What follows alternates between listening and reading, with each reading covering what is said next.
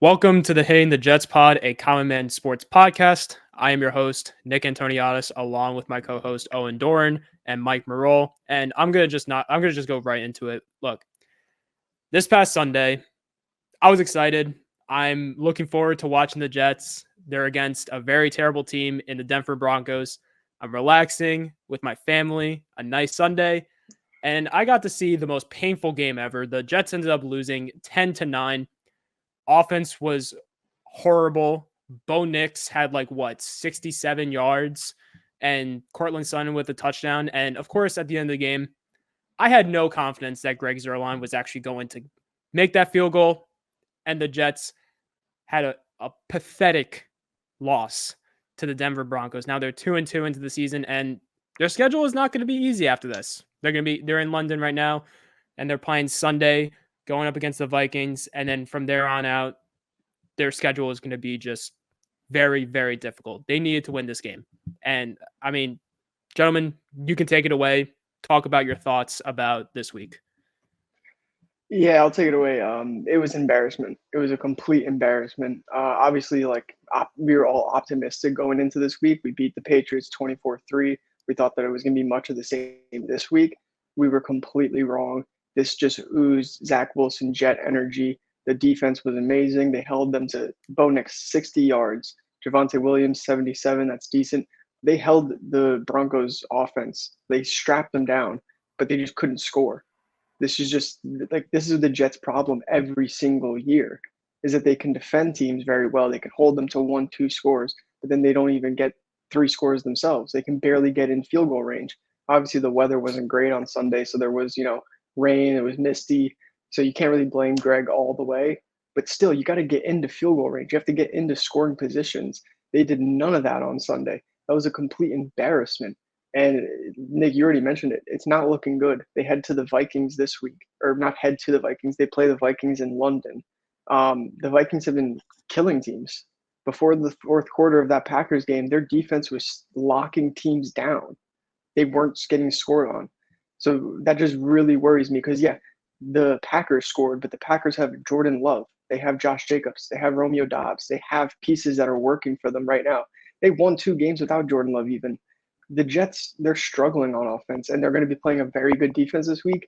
I don't see them winning this game. I don't see them beating the Bills after that as well. It just seems like the disaster has hit the Jets. This was definitely not a must win, but you got to pick up these easy wins if you want to make the playoffs. And then when you play in these, it just helps build momentum. The momentum is completely shot. Optimism is down. They head over to play 2 tough games the next 2 weeks, and it's just not looking good. So I blame 2 things on that loss. First, the player penalties. They had 13 team penalties for 90 yards. How many of those were on the offensive line? Almost every snap, when we get momentum going, false start. Aaron Rodgers talked after saying, it's just we're not on the same page. It's just a player's issue that can be resolved. It's an anomaly. But I agree, it can be solved. The second issue is something that has to be addressed within the organization. Nathaniel Hackett fucking sucks. And I said this before the season. It was my biggest fear. And you guys are like, oh no, let him play with Aaron Rodgers. No, this guy is ass. He's trying like Zach Wilson's out there. Do you remember when end of the first quarter, the Jets were on the 1-yard line? It was first and goal, 1-yard line. That tall rushed twice into the goal line, and he got stuffed twice. Why not use Braylon Allen? Breece Hall is 5'11", 216. Braylon Allen is 6'1", 236. It makes no sense. And on 3rd and goal, another O-line penalty happened. They moved back, and they settled for a field goal. How much did we lose by? We lost by 1 point. 1 point. 1 point. 1 point. 10-9. And another thing is that Xavier Gibson is being used way too much. I'm seeing him out there. I want to see Mike Williams. I want to see Malachi Corley, like Owen said, a week. Use him in the slot. I guess he's a 3rd-round pick, and 3rd-round to kind of prove themselves, and they can't just be thrown into a situation. But why draft him if you're just gonna hold on to him? Like Xavier Gibson, he had one great punt return. That's great, and now you're just gonna use him more than Mike Williams and Malachi Corley. Nathaniel Hackett is a joke. That's it. Yeah, definitely. I would fire him. You would fire him now? You would fire him right now. He should be fired today. I mean, not now, but like it's something to consider. Like I'll side with Aaron Rodgers saying, okay, it was a tough Broncos defense, if you want to call that. It's an anomaly, sure. This happens again. This was an easy game. We all marked this as a win before the season. Yeah. It shouldn't happen again. I mean, and also another thing, Rodgers did not have a great game either. I mean, he went 2 for 42 with 225 yards. Another embarrassing thing to see right here. Breece Hall, 10 carries, 4 yards. He looked absolutely pathetic in this game. And he even mentioned at the post game, he was just like, I wish I can go out and get 100 to 150 yards a game. I wish I can do that, but I physically can't. That's something to say after, losing that badly. Well, I wouldn't say badly, but it just like a brutal loss to a team that is not going to be making the playoffs. And it's awful. And you could see in Aaron Rodgers' reaction right after Greg Zuerlein missed a kick to basically cap the game. He's pissed as well. I mean, like, this was a game that they could have just had. And you can make the argument about the weather. Yeah, I understand that. But every football player deals with weather. I mean, they play in snow, they play in rain. Don't make the rain a fucking excuse. You just lost to a team that is not going to make the playoffs, and you have Bo Nix as their quarterback. Like, come on now. Yeah, they let up the first ever passing touchdown of Bo Nix's career. That is just embarrassing of them. I think we kind of been looking at the Jets through like rose-colored lenses the last couple of weeks because, they lost to the Niners, who are supposed to be a good team. Obviously, they're injured, so they aren't having that strong of a start of a year. But, the offense has been abysmal. It's been one of the worst in the league. I mean, it doesn't seem like Garrett Wilson and Aaron Rodgers get along. It doesn't seem like they like each other. It doesn't seem like there's any sort of connection there. On the final drive, there was a pass to Wilson up the middle, and he wasn't even looking at Rodgers, and Rodgers still threw it to him. The offense is so out of sync that Nathaniel Hackett is probably the problem. He probably has absolutely zero grip over what's going on at practice, what's going on in the locker room. He's just a clown. He's a complete clown. It's just embarrassing. You can't be playing like this. Just felt like a Zach Wilson game, but Aaron Rodgers is the one throwing the ball. So there's no excuse for it whatsoever. This felt exactly like that Patriots loss from a couple of years ago when they won it off of the punt return. Just these nonsense games where the offense can't do a single thing. Mm-hmm. It's just so annoying that we can't be consistent at anything. Yeah. First 2 weeks, he said it. Our defense couldn't stop the run at all. Jordan Mason, Tony Pollard, they're running all over us. And the offense looked great. So it's okay. We just need to fix the defense. Week 3, everything looks perfect. They smacked the Patriots both sides. Now this week, we can't score. We can't get down the field. We can't convert third downs. It's like, if we're going to suck, let's look at one thing and fix it. Why do we keep flip-flopping? And like next week, it's going to be like Zuerlein can't hit a freaking extra point. It's like we can't consistently stick to one thing to suck at. We have to suck at different things. Well, you can mention, like, when you mention about Greg Zuerlein in that Thursday night football game against the Patriots, he couldn't make a single extra point. I mean, Mike, we were watching the game together, and we just saw how pathetic all of his kicks were. They were just wide left, wide right. They're just all abysmal. They just find ways to pick each week to say, like, okay, let's just lack on this. And games like against the Broncos, even the game against the Titans that they should have won easily, that was a close game. These are teams that are not good, and they're making it close games, and they're losing or they're either winning. If you're going to be a playoff team, you got to capitalize on these specific games.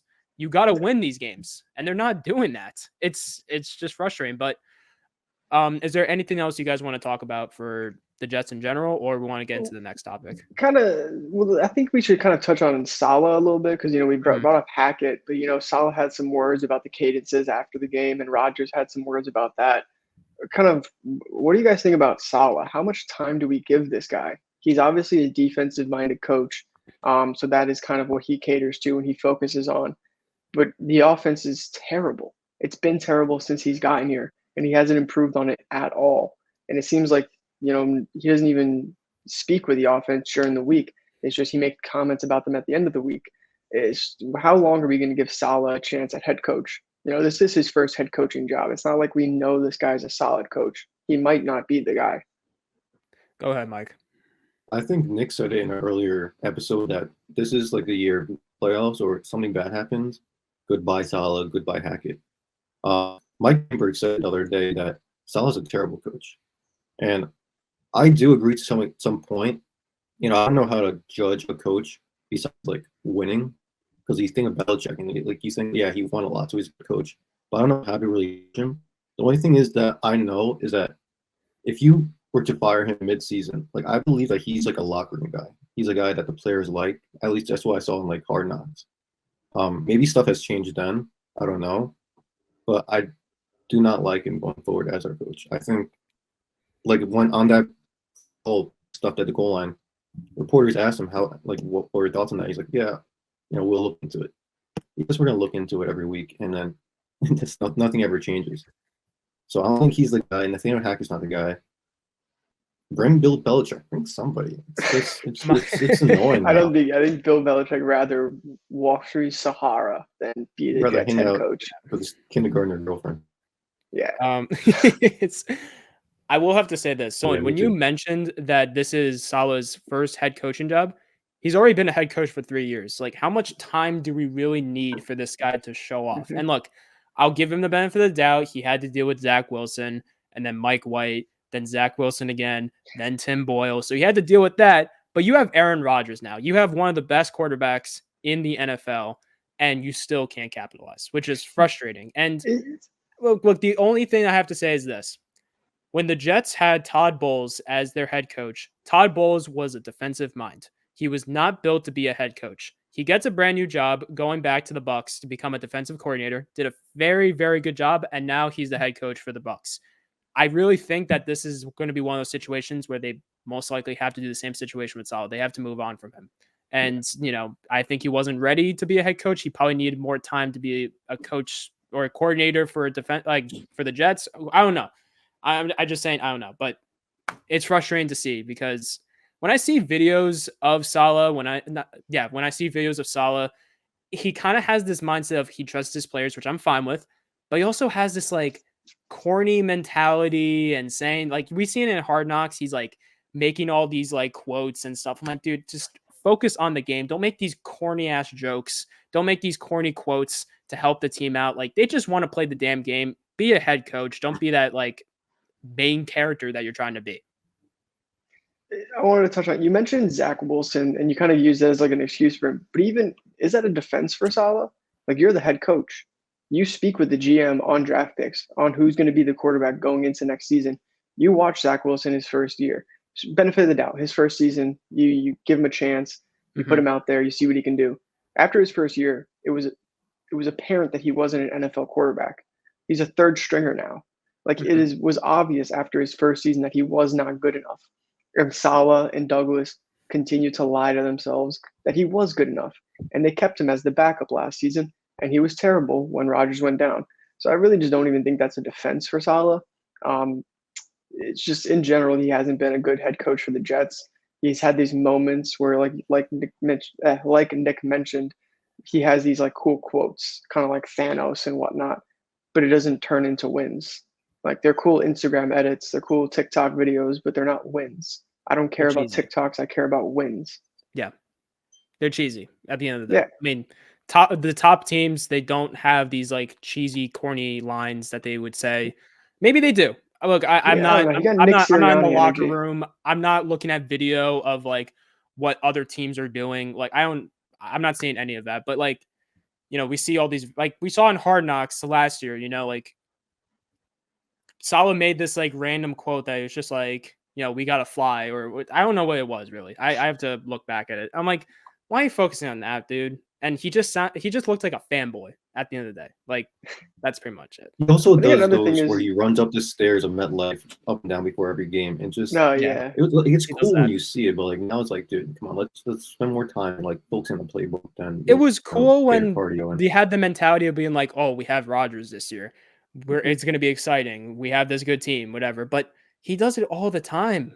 You're do your job first. Like, I understand you want to be healthy, but do your job. And another thing I want to say, I mean, I really like what Joe Douglas is doing. I like the picks that he is drafting. But let's look at the draft picks that they drafted. They had to pick up Sauce Gardner. They would have been stupid if they didn't draft Sauce Gardner. And Garrett Wilson was right there. Of course, they had to pick up Garrett Wilson. It was a very like scary situation that they picked up Will McDonald, but he's starting to look better now. And then Fashanu is starting to look like he is starting to like feel a little bit more comfortable now with Johnson now out. You have Fashanu playing. Look, Douglas is doing a good job, but he also needs to capitalize at the deadline or even right now to fix something for this Jets team. Yeah. I think Douglas's job is safe. I mean, he's proven to be a good decision maker, even with his previous jobs. I wouldn't be too quick to fire Douglas. I would just get rid of Salah. And I mean, that still has an impact on Joe Douglas's record. You know, he's the one who brings in the coaches. But I think based on his draft picks and the kind of trades that he's been able to make for the Jets and the roster that he's built, it's a no-brainer to keep him on. But I think if you look at like the landscape of the league, the coaches that are around, the best coaches, especially Mike McDaniels, Dan Campbell, Sean McVay, Shanahan, they're all offensive-minded coaches. Like, we're entering an offensive-minded league right now with these offensive gurus. Obviously, some have failed. Cliff Kingsbury didn't do as well as people thought he was going to do.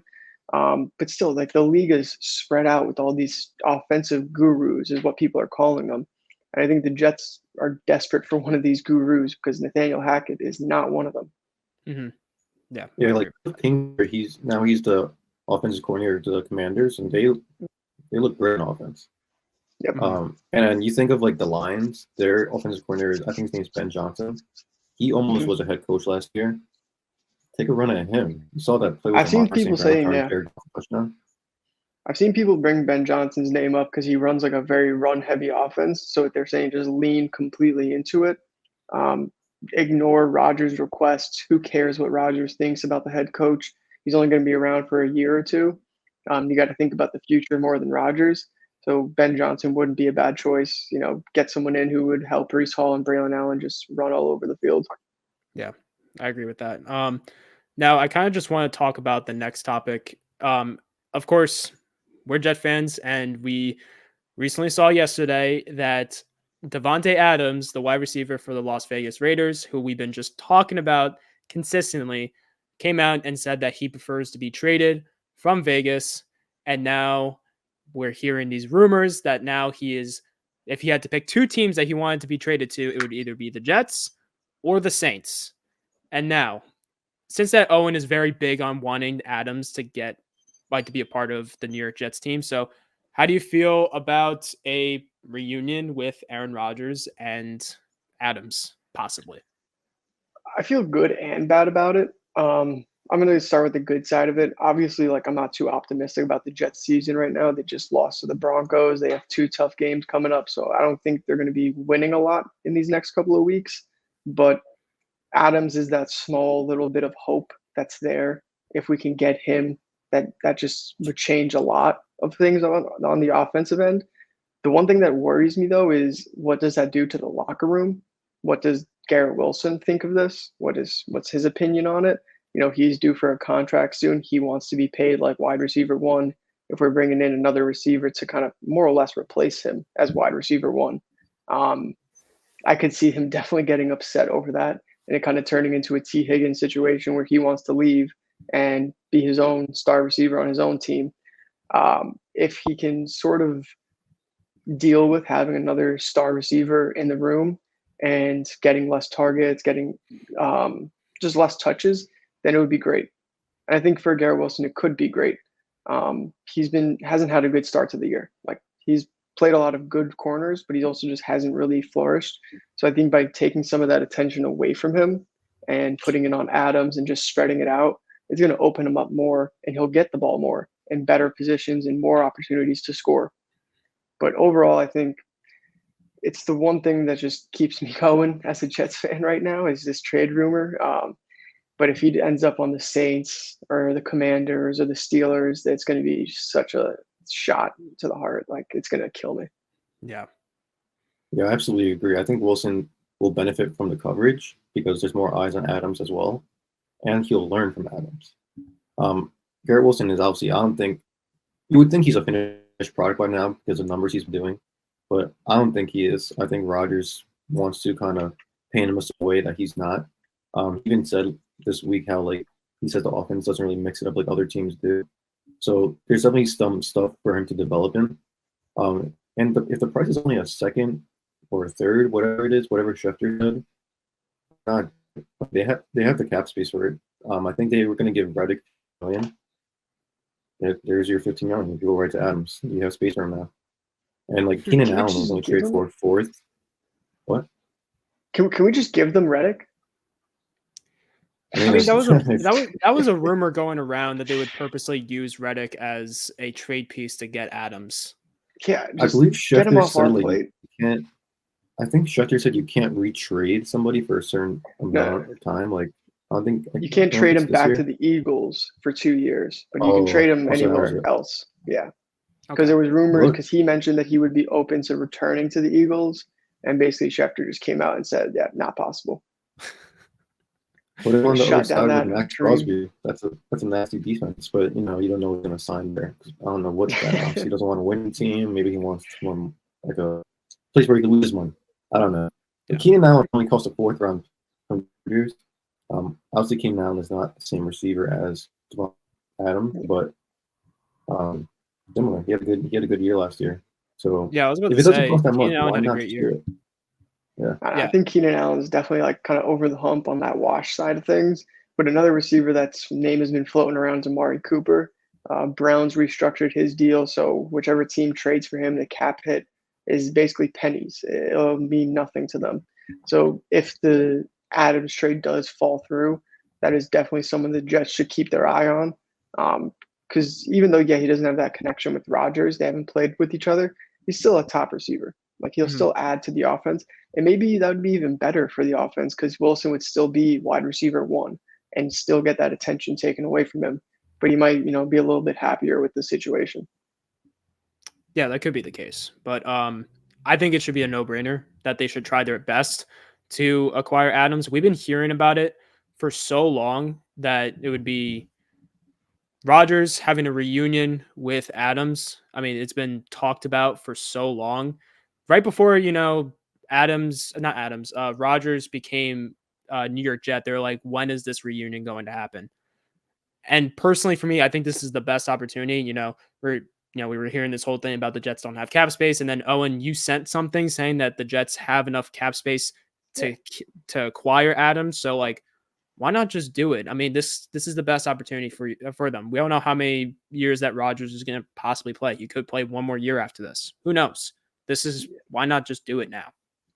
Yeah, there's these weasel little Giant fans trying to say that the Jets don't have cap space, but it's just completely fraudulent, a lie. They have enough cap space if they wanted to add Adams, no problem. It'd be easy. I think just what Giant fans are worried about is the New York Jets becoming New York's team. Because if they get Adams, currently they are New York's team. They're better than the Giants. Giants suck. But if they get Adams, they're many, many steps above them. Sure, they got Malik Neighbors, but that means nothing when Daniel Jones is your quarterback. So if the Jets get Adams, New York is their city. It's just no question about it. Yeah, I agree with that. I mean, Neighbors is playing well, even though he has a dog shit quarterback. I mean, that's good to see. Odell played well his rookie year. Yeah, Odell played well his rookie year. D-Hop had a great career in Houston before Watson was even the quarterback there. Hey, I'm just saying. Yeah, a lot of rookies have good years, and it means nothing. Yeah. And then they leave. Yeah, he's going to end up leaving. I think Neighbors is going to end up leaving. Yeah, he's probably going to leave. That project is way too far from being complete, and there's no way he's just going to sit idly by and waiting. He's already shown that he's a wide receiver 1 who can make $30-40 million. Like, he's going to leave. No way he doesn't. Yeah, 100%. But yeah, I agree with that. Just if Adams decides to make this, and also, why would he want to come back and play with Derek Carr? Did he play with Derek Carr? Yeah, it's like, why would he want? That's why he went to the Raiders. Like, and he only got Carr one had a season terrible with them too. Come on. Yeah, but he only got one season with him. That's his Yeah, but college buddy. still. Like, come on. They're Like, that was when friends. Adams was in his prime and Carr still had a terrible season. Like, why would you want to come back and play with him? I know Carr's been playing well with New Orleans, but still, like, give me a break, dude. You had to deal with Carr, had to deal with Garoppolo. Minshew's okay, but you're talking He's about fun. Aaron goddamn Rodgers. I mean, I know he's 40 now, but he still plays pretty well. So anyway, to end our show, I like to just talk about, predictions for next week coming up. They are playing in London. It's going to be the first game on Sunday. It's going to be at 9:30, bright and early. So we get to have a great great start to our day. So let's hear your guys' predictions on the game against the undefeated Minnesota Vikings. This is the first top real test of the defense. They have to lock down, Sauce has to lock down Justin Jefferson. DJ Reed has to lock down Jordan Addison, who's back and doing well. And Sam Darnold he's fourth in MVP voting right now. And it's crazy. It's gonna be a real test. I don't really have high hopes. Hopefully the offense starts clicking where, that nasty defense of the Vikings gets exploited a little bit, but it's kind of a pipe dream. If you just got embarrassed by the Broncos, you think they'd be motivated to bounce back. This is the team to do it against too. But yeah, I don't know. If I give you a prediction, I'd probably say 27-17 Vikings. Okay. You're a bit more optimistic than I am. I'm not looking forward to this game at all. Because obviously there's going to be the media narratives with Sam Darnold playing his old team, even though the Jets shouldn't have kept Sam Darnold. That whole thing going around that he should have remained a Jet. No, he was terrible as a Jet. He was a backup on Carolina. Then he went to the Niners. There was so much development that went into him from the point that he left the Jets to now that no, it would have been stupid. But I'm not looking forward to hearing about that, especially because they're better than us right now. And I expect the Vikings to smoke us. In all honesty, I expect them to smoke us because they've been doing it to teams all year. I mean, the Packers made it close in the fourth quarter. Before the fourth quarter, they were getting washed. So I'm not looking forward to this game. I think it's going to be 35-10 Vikings. It's going to be a long day for the Jets. Man, he's just going right. They put up points, right though. The Vikings score a lot. Yeah, Aaron Jones, they have so many weapons. They have one of the best offenses. Isn't Sam Darnold number one in the NFL with passing touchdowns? I think he is. I believe he is. I correct me if I'm wrong about that. I believe he is, but I'll check it right now. Okay. But personally for me, I think it's also going to be a loss. The Jets are going to be below 500, which is, I never thought I would say that. Because even with Jefferson, then you have to deal with Addison. They also have a very good running back in Aaron Jones, who's been playing very, very well for them. And the rushing defense for the Jets. I mean, they did pretty solid to stop Stevenson. They did a pretty solid job stopping the Broncos, but Aaron Jones is also better than both of them. Personally, for me, this is going to be a Viking-sided game. I don't see the Jets even making a possible chance of beating them, and I'm going to feel a little bit more optimistic, not an Owen side. I'm going to be kind of more, I'm going to probably say the same prediction as Mike said, 27-17. It's going to be on the Viking side. But I really hope that this is a wake-up. I mean, if the Broncos isn't a wake-up call for the Jets, this one has to be the wake-up call for sure. Yeah, I checked. So Sam Darnold is leading the NFL. He has 11 touchdowns. Baker's second with 8. So that's just Jesus. That's not going to be fun. I think another thing though, it's going to be tough for it to be a wake-up call because they're in London. Yeah, what's the atmosphere like? I'm not sure. Have either of these teams played in London before? I'm pretty sure the Jets have. I think the Vikings have. Yeah, I might be wrong about that, but plus they're playing in that loser stadium, Tottenham Hotspurs. It's just a loser club overall. It's just the Jets and Tottenham are one and the same, just losers. So I expect them to do what Tottenham does a lot in their own stadium, and that's lose. Yeah. It's not going to be a fun morning. I'll just say that. Waking up and just watching a Jets game. Oh yeah. How can you know? Sam Darnold might return back to his Gang Green days and just maybe he'll see ghosts. I'm still waiting for that time, but like it's now week 5, and we still haven't seen Sam Darnold coming back to reality. But hey, that's what happens when you have a top wide receiver in the league and a very solid offense and defense. The craziest part is their offense isn't even at full strength right now. Yeah, that's true. TJ Hawkinson's going to come back at some point. Mm-hmm. That's just insane. Yeah, it's ridiculous. Like, it's not fair. And he still beat a NFC reigning champions in the Niners, even though they're unhealthy, but whatever, they still beat them. They beat my MVP pick in CJ Stroud and that incredible offense. This Vikings team is very, very good. And now they're going to go up against a Jets team that just really lost. Yeah, to put it, I'm kind of embarrassed to say this, but I had them as 3-14 in my preseason predictions. I think all of us had them just not even in the conversation in their division. And like, yeah, sure, JJ was going to be the quarterback, but like Sam Darnold, the expectation shouldn't be higher for him. So it's just insane that already 4 weeks into the season, they've beaten what I thought they were going to do. And they're probably going to be doing much better than what Vegas thought they were going to be doing as well.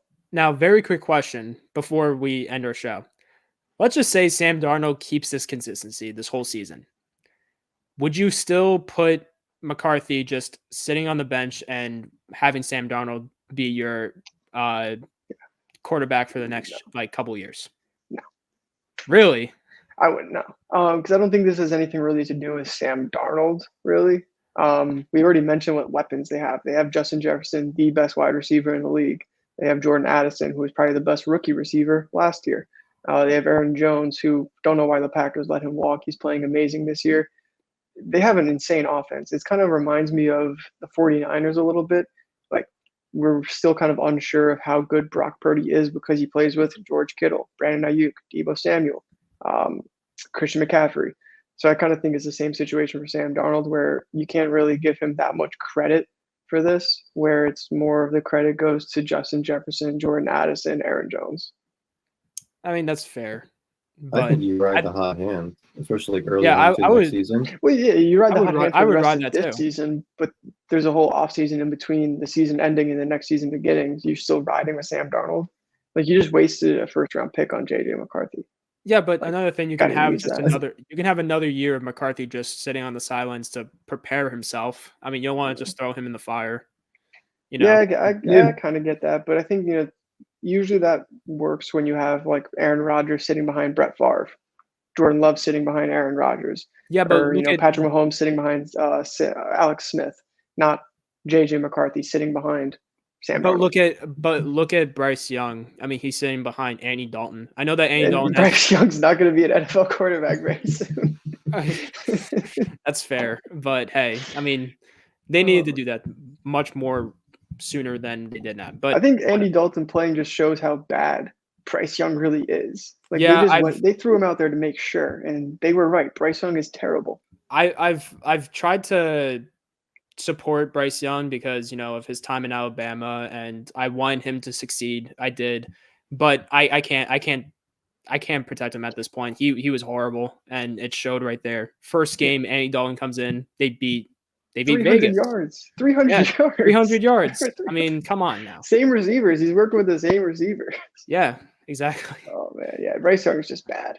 Yeah, he's unfortunately I'm gonna have to not support him here. He's terrible. Like, that's a good way that we can just end our show here. So thank you all for watching. Thank you to Owen and Mike for jumping into this episode. It was a jam-packed episode, but be sure to check us out on TikTok, Instagram, and subscribe to our YouTube channel. And maybe next week we're going to have more rants to talk about during this Jets game coming up. So we'll see you guys in the next episode.